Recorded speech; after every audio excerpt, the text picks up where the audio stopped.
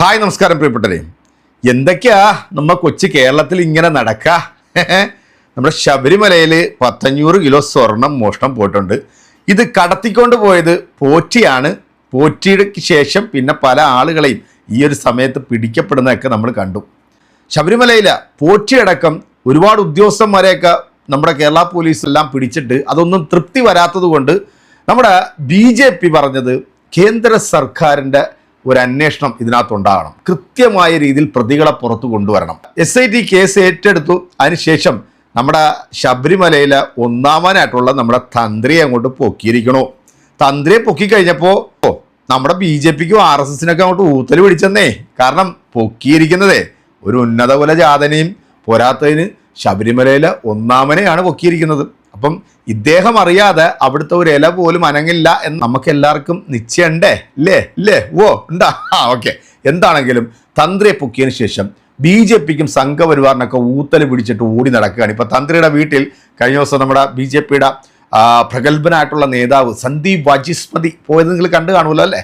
അങ്ങനെ പല പല നേതാക്കന്മാരും ഇപ്പം ചെറുതായിട്ടൊക്കെ തലപൊക്കി തുടങ്ങിയിട്ടുണ്ട്. കാരണം ശബരിമലയിൽ ഈ സ്വർണ്ണക്കടത്തുമായി ബന്ധപ്പെട്ട് അല്ലെങ്കിൽ ഈ പാളി കടത്തിക്കൊണ്ട് പോയതുമായി ബന്ധപ്പെട്ട് ഏറ്റവും കൂടുതൽ സർക്കാരിനെ പ്രതിരോധിച്ചത് ഈ പറയുന്ന ആൾക്കാർ. കാരണം പോറ്റിയെ പൊക്കിയപ്പോഴത്തേക്ക് വലിയ ആശ്വാസമായിരുന്നു. പോലുള്ള ചില ഉദ്യോഗസ്ഥന്മാരെ പൊക്കിയപ്പോഴും ഇവർക്ക് വലിയ സന്തോഷമൊക്കെ തന്നെയായിരുന്നു. എന്നാൽ ഒന്നാമനെ പൊക്കിയതോടുകൂടി സംഘപരിവാറിന്റെ പല നേതാക്കന്മാരും മാളത്തേക്ക് ഒളിച്ചിരിക്കുകയാണ്. പിന്നെ ഹിന്ദുക്കൾ ഉണരണം എന്ന് വിളിച്ചു പറയുന്ന ഒരു സാധനം ഉണ്ടല്ലോ, നമ്മുടെ വിഷപ്പാമ്പില്ലേ, വിഷകല, പിന്നെ പ്രതീഷ് വിശ്വനാഥ്, അത് കേസില്ലാത്ത ഒരു വക്കീലുണ്ടല്ലോ, സ്വന്തമായിട്ട് ഇങ്ങനെ വർഗീയത പ്രൊഡ്യൂസ് കൊണ്ടിരിക്കുന്ന ഒരു പരമ ഊള.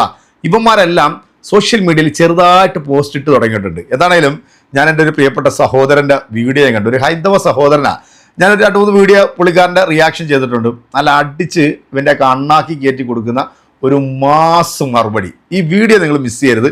എല്ലാവരും ഈ വീഡിയോ ഒന്ന് കാണുക. എന്താണെങ്കിലും ഹുദാഹവ കണ്ടോളൂ.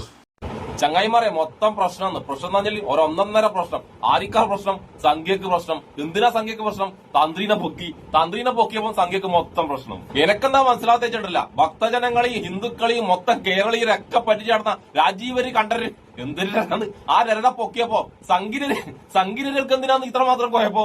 ഇത്രയും ദിവസം ശബരിമലയിൽ സ്വർണം കട്ടവനെ പിടിക്കണം എന്ന് പറഞ്ഞ സംഖ്യയിലുണ്ടല്ല, ഈ തന്ത്രി കണ്ടര രാജീവര പൊക്കിയപ്പോഴില്ല. ഇനി അങ്ങനെ പിടിക്കണ്ടപ്പാ, അത്ര നിർബന്ധമൊന്നുമല്ല സ്വർണം കട്ടവനെ പിടിക്കുന്നതെന്ന് നമ്മുടെ സംഖ്യകൾ ഇപ്പം പറയുന്നത്. വേറൊരു കാര്യം എന്ന് വെച്ചാല് നമ്മളെ തന്ത്രി കണ്ടര രാജീവരെ പൊക്കിയ പാട് കുറെ സംഖ്യകൾ അങ്ങ് കോമയിലായി പോയി.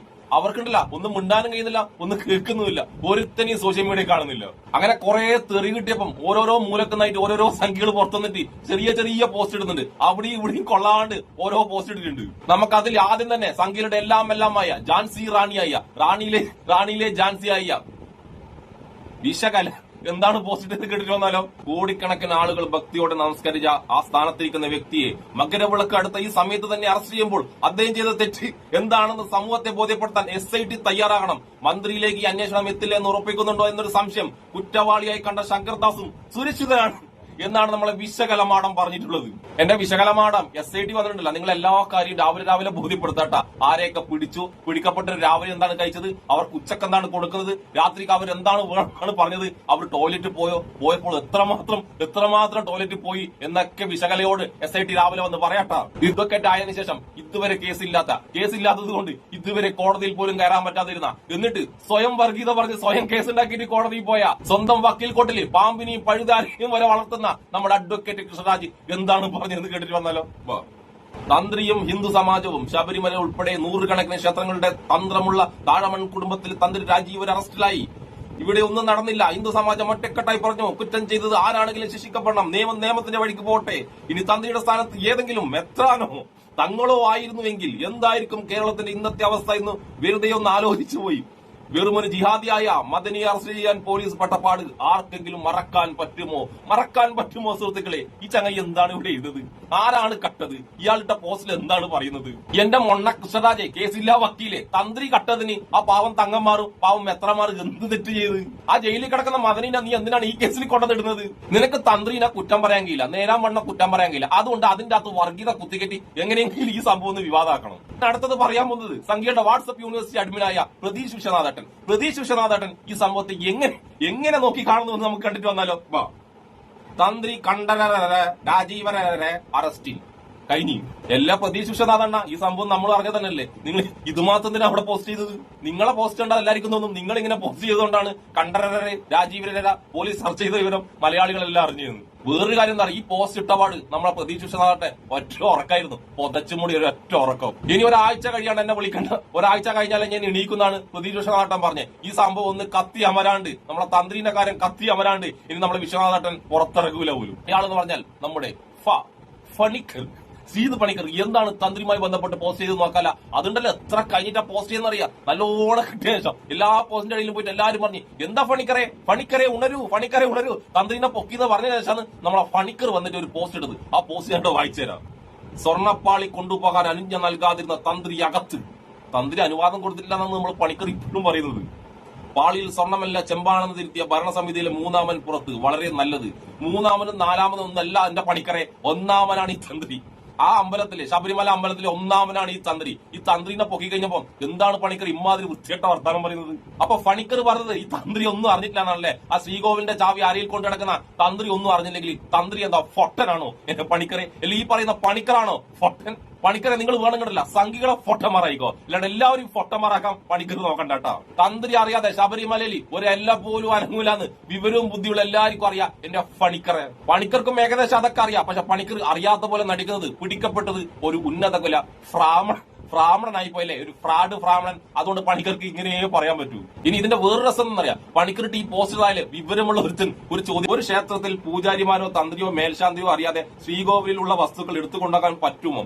തെറ്റ് കണ്ടാൽ അത് തെറ്റാണ് എന്ന് പറയാത്തത് ധർമ്മമാണോ? ഒരു സംശയം കൂടി ചോദിക്കുന്നു. ഇത്രയും പ്രശ്നം ശബരിമലയിൽ ഉണ്ടായിട്ടും കട്ടിളപ്പാളി തിരിച്ചു കൊണ്ടുവന്ന് പിടിപ്പിച്ചപ്പോൾ പോലും സ്വർണം മോഷണം പോയി എന്ന് അറിഞ്ഞിട്ടും അശ്വമംഗല പ്രശ്നം വഹിക്കണം എന്ന് തന്ത്രി ഇതുവരെ ആവശ്യം ഉന്നയിക്കാത്തത് എന്തുകൊണ്ടായിരിക്കും പണിക്കറേ എന്ന് ഒരു ചങ്ങായി ചോദിച്ചു. ആ ചോദ്യത്തിന് നമ്മളെ പണിക്കർ എന്ന് പറഞ്ഞ ഒരു ഉത്തരം, അറിയിച്ചില്ലെങ്കിൽ ധാർമ്മികമായി തെറ്റ് തന്നെ, പക്ഷെ അത് ബോർഡിന്റെ തെറ്റിന് പകരമാവില്ല. നിയമപരമായി തിരുവാഭരണം കസ്റ്റോഡിയൻ ബോർഡാണെന്നാണ് നമ്മുടെ ഈ സംഘി പണിക്കർ പറയുന്നത്. എന്റെ പണിക്കറെ, ധാർമ്മികമായ തെറ്റ് ധാർമ്മികമല്ലാത്ത തെറ്റൊന്നുമില്ല. ബ്രാഹ്മണന്മാരെ തെറ്റ് ചെയ്യുമ്പോൾ മാത്രം ആ തെറ്റ് ധാർമ്മികമായ തെറ്റും, അല്ലാണ്ട് ബ്രാഹ്മണൻ അല്ലാത്തവർ ചെയ്യുമ്പോൾ ക്രിമിനൽ തെറ്റും അങ്ങനെ ഒരു തെറ്റില്ല എന്റെ പണിക്കറെ. തെറ്റ് അതാര് ചെയ്താലും തെറ്റ് തന്നെയാണ്. കിടുക്കാച്ച് മറുപടി അല്ലേ ഈ വർഗീയ ഓളികൾക്ക്. ഇതിൽ നല്ലൊരു മറുപടി ഇനി സ്വപ്നത്തിൽ മാത്രമേ കൊടുക്കാൻ പറ്റൂ. അതും ഈ ഒരു സഹോദരൻ കൊടുക്കുമ്പോഴത്തേക്ക് അതിന് അതിൻ്റെതായിട്ടുള്ള ഒരു ആധികാരികതയുണ്ട്. കാരണം നമ്മൾ പറയുമ്പോഴത്തേക്ക് അതൊരു ചിലപ്പോൾ വർഗീയതയായിട്ട് മാറും. എന്താണെങ്കിലും ഈ കാണിച്ച ശുദ്ധ തെമ്മാടിത്തരത്തിന് ഇപ്പം ഈ ശബരിമലയിലെ നമ്പർ 1 ഒന്നാമനായിട്ട് നിൽക്കുന്ന ഇദ്ദേഹത്തെ പൊക്കിയപ്പോഴാണ് ഇവിടുത്തെ ചില സംഘി വർഗീയവാദി വേട്ടാവളിയന്മാർക്കൊക്കെ ഒന്ന് കുരുപൊട്ടി തുടങ്ങിയത്. കാരണം പിടിക്കപ്പെട്ടത് ഉന്നത കുലജാതനായിട്ടുള്ള ഒരാളാണല്ലോ. അപ്പോൾ അതുകൊണ്ട് നമ്മളത് സംസാരിച്ചില്ല എന്നുണ്ടെങ്കിൽ അത് വിഷയമാകും എന്ന് കരുതിക്കൊണ്ടാണ് ഇവരൊക്കെ ഇപ്പം തലപൊക്കി തുടങ്ങി. എന്തായാലും SIT ആണ് എന്തായാലും പിടിക്കുകയും മണിക്കൂറോളം ചോദ്യം ചെയ്തതിൻ്റെ അടിസ്ഥാനത്തിൽ, വീട് സെർച്ച് ചെയ്തതിൻ്റെ അടിസ്ഥാനത്തിൽ എന്തൊക്കെയോ രേഖകളൊക്കെ കിട്ടിയിട്ടുണ്ട് എന്നാണ് അറിയുന്നത്. ഇനി എന്തൊക്കെയാവും കേരളത്തിൽ നടക്കാൻ പോകുന്നത്. പക്ഷേ ഇതൊക്കെ കണ്ടിട്ടും നമ്മുടെ സുരേഷ് ഗോപി ചേട്ടനൊന്നും ഒരക്ഷരം പോലും മിണ്ടിയിട്ടില്ല. അതുപോലെ തന്നെ നമ്മുടെ BJPയുടെ പല നേതാക്കന്മാരും ഇപ്പോഴും വാ തുറക്കാൻ തയ്യാറായിട്ടില്ല. അവരുടെ എല്ലാം അമർഷം ഇങ്ങനെ മനസ്സിൽ ഒതുക്കി വെച്ച്, കാരണം പിടിക്കപ്പെട്ടത് അവിടുത്തെ നമ്പർ 1 ആളെയായി പോലോ. പോറ്റിയെ പിടിച്ചപ്പോഴും മറ്റു ചില ഉദ്യോഗസ്ഥന്മാരെ പിടിച്ചപ്പോഴൊക്കെയും സംഘപരിവാർ പറഞ്ഞെന്താണ്, ഇതൊന്നും കൊണ്ട് ഇവിടെ തീരത്തില്ല, ഇതിന്റെ മെയിൻ ആളെ പൊക്കണമെന്നാണ് പറഞ്ഞത്. ഇപ്പം എന്തായാലും മെയിൻ ആളെ പൊക്കിയിട്ടുണ്ട്. ഇനി എന്താണാവോ കേരളത്തിൽ നടക്കാൻ പോകുന്നത്? എന്തായാലും എൻ്റെ പ്രിയപ്പെട്ട സഹോദര, നീ കൊടുത്ത മറുപടി മാസ്, കൊല്ലം മാസ്. ഇങ്ങനെ വേണം മറുപടി കൊടുക്കാൻ. അപ്പം തൃപ്തിയായി എന്ന് തോന്നുന്നല്ലോ അല്ലേ? അങ്ങനെ ആണെന്നുണ്ടെങ്കിൽ നിങ്ങളുടെ കമന്റുകൾ അറിയിക്കുക. അടുത്തൊരു വീഡിയോ കാണാം. അതുവരെ എല്ലാവർക്കും ബൈ.